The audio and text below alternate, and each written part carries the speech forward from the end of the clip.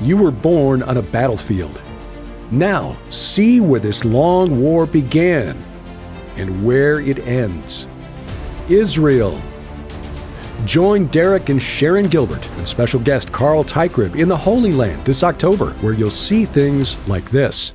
Following that, we went to the Garden of Gethsemane. And again, this is probably not the actual tomb, according to Rabbi Zev Porat. But still, the fact is that it's in a garden.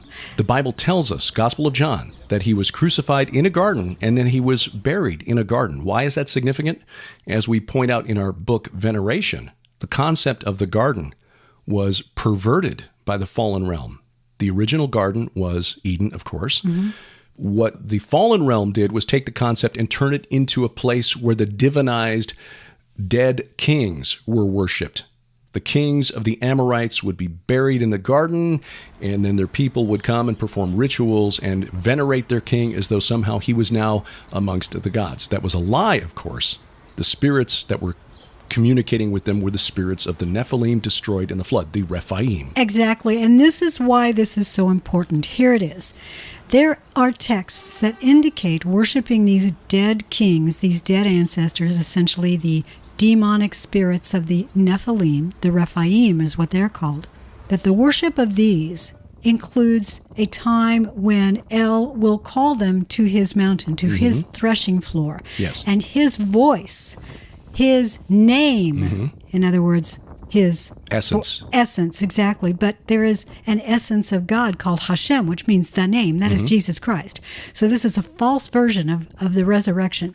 El resurrects these dead, but it takes them 3 days to get there. Yes, the rituals literally say these chariot warriors, the warriors of Baal, the Rephaim, are summoned. They mount their chariots. They travel first one day and then another, and at dawn of the third day, they arrive. Another reversal. When Jesus emerged from the tomb at dawn of the third day, a tomb in a garden.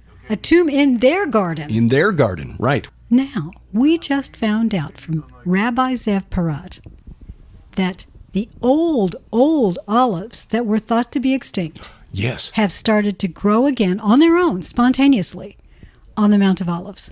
This is a new thing in 2019, that olives volunteers. I mean, here in the Midwestern United States, we see this with walnuts all the time. Oh, yeah. Not a miracle. But when you're talking about the old olives, a couple thousand years old, suddenly deciding to germinate and grow on their own? Exactly, as if they have been waiting there for 2 millennia. Right. Until the right time to grow. It gives me chills. Join Derek and Sharon Gilbert and special guest, researcher, author, and lecturer Carl Teichrieb in Israel, October 19th through 30th, 2025. This is not the typical tour of Israel. For information and to reserve your place on the 2025 Gilbert House Tour of Israel, please log on to gilberthouse.org/travel. That's gilberthouse.org/travel.